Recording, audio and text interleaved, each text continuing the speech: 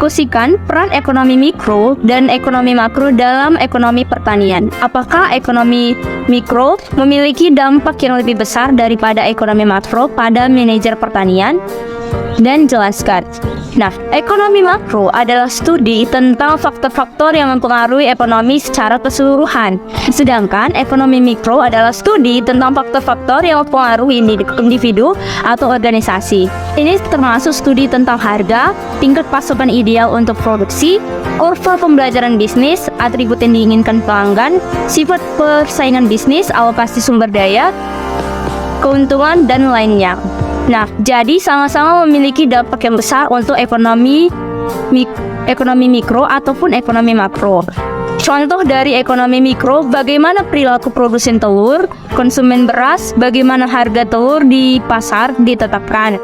Mikroekonomi mengabaikan keterkaitan antar pasar dengan mengasumsikan bahwa semua determinan di luar lingkup analisis tidak berubah atau ceteris paribus. Contoh ekonomi makro yaitu suku bunga, PDB, tabungan, pengangguran, dan lain-lain. Ini paling menarik bagi pemerintah dan investor. Nah, keduanya itu penting untuk manajer pertanian. Jika persaingan bumi bukanlah representasi yang memadai dari modal ekonomi yang mendasari pertanian di Amerika Serikat, mengapa esensi persaingan murni terus menjadi penting bagi ekonomi pertanian? Nah, mengapa hal tersebut terjadi? Model persaingan murni tidak terlalu dipenuhi oleh pemilik pertanian di Amerika Serikat. Mengapa model tersebut dipertahankan? Karena terlepas dari kelemahannya, model persaingan murni lebih mendekati mewakili pertanian daripada model perilaku ekonomi komprehensif lainnya. Pertanian individu jelas bukan monopoli jika monopoli dianggap sebagai model di mana satu perusahaan adalah industrinya. Dan untuk sebagian besar komoditas, apakah petani merupakan oligopoli? Jika oligopoli didefinisikan sebagai model di mana hanya beberapa perusahaan yang ada di dalam lingkungan yang kompetitif, di mana keputusan harga dan output oleh persatuan perusahaan sangat dipengaruhi oleh keputusan harga dan output perusahaan lain. Perusahaan pertanian juga tidak biasanya memenuhi asumsi dasar persaingan monopolistik, di mana sedikit perbedaan dalam harga produk dapat dipertahankan dalam jangka panjang karena masing-masing produsen agar berhasil dalam sedikit membedakan produk. Artinya, model persaingan murni telah dipertahankan sebagai modal dasar untuk aplikasi dalam ekonomi produksi pertanian untuk pertanian karena model ini lebih dekat daripada model perilaku persaingan lainnya. Saat ini, apakah matematika penting untuk memahami prinsip-prinsip ekonomi? Jawabannya, iya. Saat ini matematika sangat penting penggunaannya dalam prinsip-prinsip ekonomi karena matematika banyak digunakan sebagai alat untuk mendeskripsikan teori dan model ekonomi. Di sisi produksi, dengan menggunakan matematika ini, tidak ada lagi batasan jumlah input yang dapat digunakan oleh fungsi produksi ataupun jumlah output yang dapat diperoleh.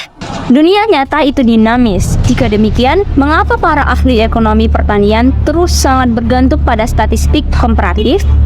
Ekonomi itu juga dapat digolongkan sebagai ekonomi statis atau ekonomi dinamis. Statis ekonomi dapat dianggap sebagai satu atau lebih gambaran peristiwa yang terjadi dalam sebuah ekonomi. Ekonomi dinamis dapat dianggap sebagai gambaran pergerakan ekonomi. Ahli ekonomi sangat bergantung pada apa yang kadang-kadang disebut statistika komparatif. Dengan menggunakan analisis statistika komparatif, tidak ada upaya yang dilakukan untuk mengungkap proses yang menyebabkan pendapatan meningkat. Kadang-kadang disebut sebagai statis lingkungan abadi. Analisis ini berguna ketika fokus pada dampak dari guncangan ekonomi, bukan proses di mana guncangan terjadi. Statistika komparatif dapat digunakan untuk menjelaskan masalah berekonomi mikro atau ekonomi makro.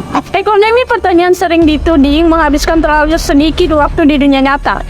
Sibuk dengan isu-isu teoritis abstrak berarti bahwa para ahli ekonomi pertanian kadang-kadang tidak mampu atau tidak mau melihat isu-isu mendasar yang terkait dengan produksi dan pemasaran komoditas pertanian. Apakah kalian setuju atau tidak setuju?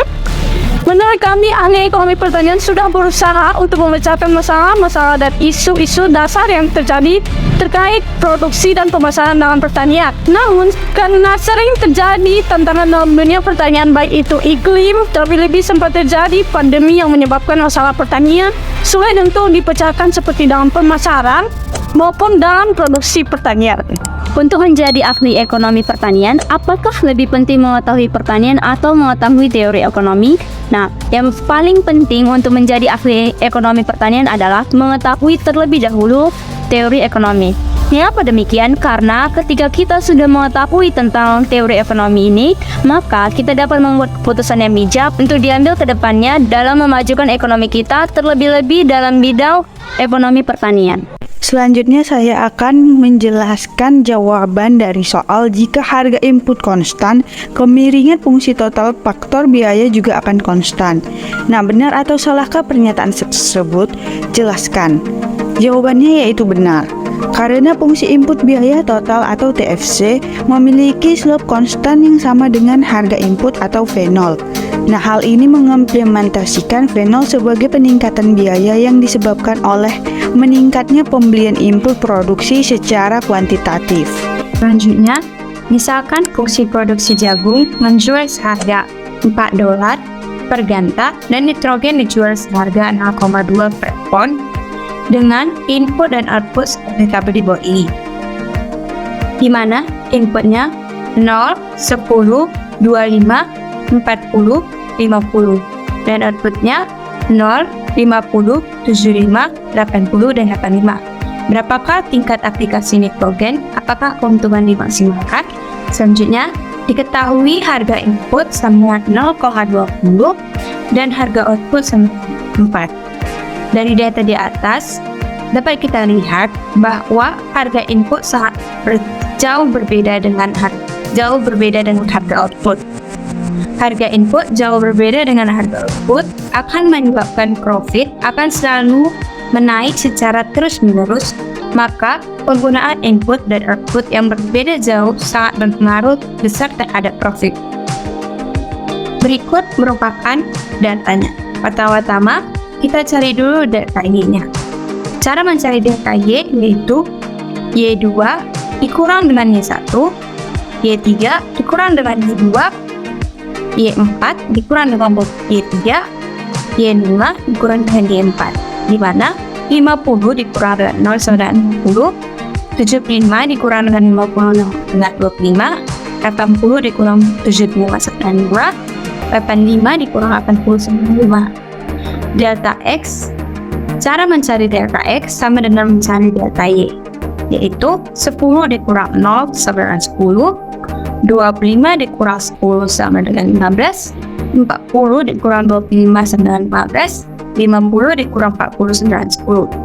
Cara mencari APV didapat dari Y per X, di mana Y-nya 0 dibagi dengan X-nya 0 sama dengan 0, 50 dibagi dengan 10 sama dengan 5, 75 dibagi dengan 25 sama dengan 3, 80 dibagi dengan 40 sama dengan 1,2, 85 dibagi dengan 50 sama dengan 1,7. Yang selanjutnya mencari NPV. NPV didapat dengan delta Y dibagi dengan delta X, di mana delta Y 50 dibagi dengan 10 delta X, yaitu 5. 25 dibagi dengan 15,6, 5 dibagi dengan 15 sama dengan 0,3, 5 dibagi dengan 10 sama dengan 0,5. V0 didapat dari diketahui tadi, yaitu harga output. V0 didapat dari harga input yang diketahui tadi. TVP didapat dari V0 dikali dengan Y.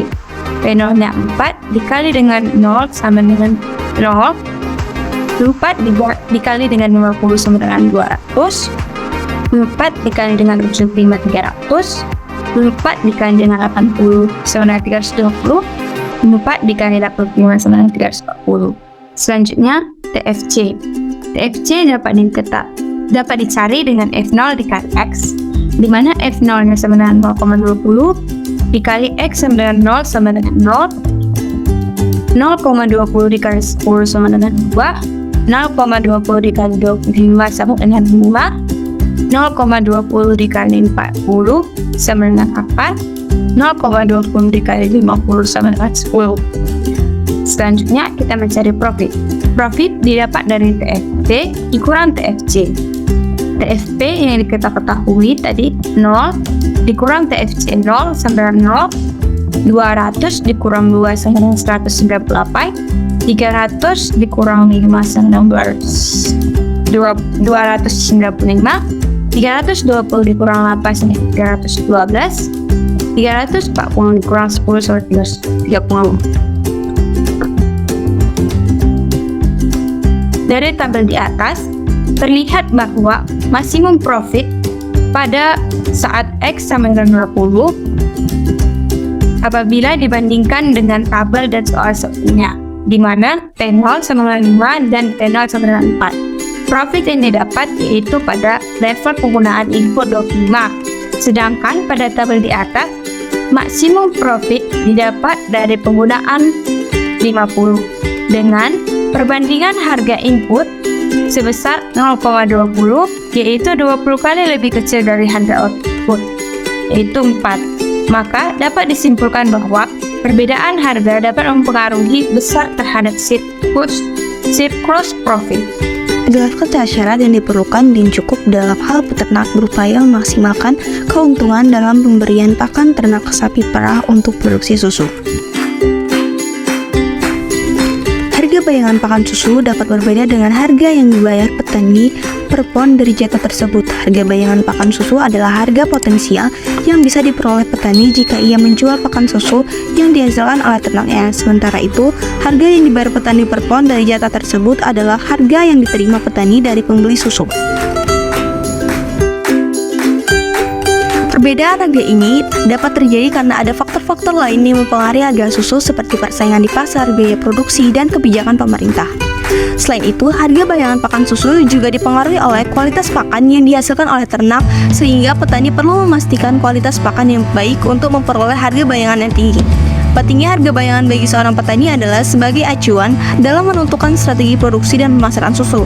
Dengan mengetahui harga bayangan, petani dapat menghitung biaya produksi dan memperkirakan keuntungan yang bisa diperoleh dari penjualan pakan susu. Hal ini dapat membantu petani dalam memilih jenis pakan yang lebih menguntungkan, meningkatkan kualitas pakan, serta mengelola biaya produksi yang efektif. Selain itu, harga bayangan juga dapat membantu petani dalam menentukan harga jual susu. Dengan mengetahui harga bayangan, petani dapat menyesuaikan harga jual susu agar sesuai dengan harga pasar dan memaksimalkan keuntungan. Dengan demikian, pemahaman tentang harga bayangan pakan susu sangat penting bagi petani yang berupaya memaksimalkan keuntungan dari kawanan susunya. Jelaskan akibat bagi peternak jika fungsi produksi susu berbentuk linear fungsi dari jumlah pakan yang diberikan kepada setiap sapi. Nah, jawabannya adalah fungsi Y 2X linear itu variabel X-nya tidak memiliki pangkat di mana TP sama dengan Y. Garis linear membentuk garis lurus ke atas. Grafik tersebut menunjukkan meskipun peternak sapi pernah menambah input secara terus-menerus, tidak akan ada total produksi maksimal. Konsekuensi yang harus diterima peternak sapi perah, ia harus mengembangkan produksinya terus. Total produksi akan terus meningkat karena marginal produk akan tetap sama meskipun input selalu ditambah. Selanjutnya yaitu jelaskan perbedaan antara nilai produk total dan total pendapatan. Persamaannya adalah penerimaan total yang diperoleh dari penjualan output Y pada harga jual konstan dan diistilahkan sebagai nilai produk total atau total flow of product. Total penerimaan atau total revenue merupakan penerimaan total produsen yang diperoleh dari hasil penjualan outputnya. Total penerimaan diperoleh dengan memperhitungkan output dikalikan harga jualnya. Selanjutnya saya akan menjelaskan perbedaan antara total biaya atau TC dan biaya tetap total atau TFC. Total cost atau TC mencakup biaya tetap total dan biaya variabel total.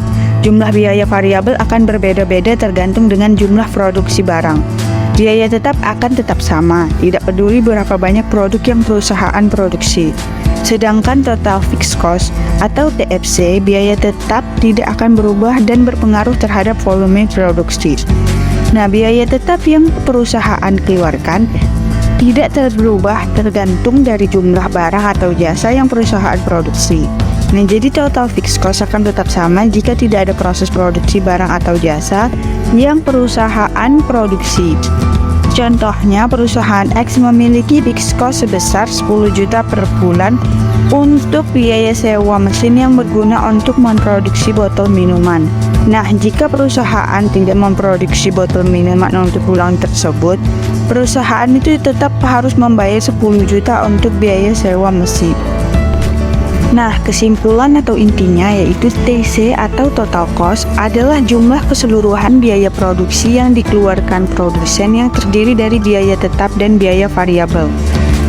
TC sama dengan TFC ditambah TVC, yang dimana TFC adalah total fixed cost dan TVC sama dengan total variable cost. Sedangkan total fixed cost atau TFC adalah salah satu jenis total cost yang menghitung biaya-biaya tetap. Nah, biasanya TFC hanya akan dikeluarkan sekali dalam beberapa periode. Selain itu, jumlah pengeluarannya pun tetap atau fixed. Contoh dari TFC sendiri seperti yang sudah dijelaskan sebelumnya, yaitu seperti biaya sewa gedung, biaya beli tanah, dan biaya mesin.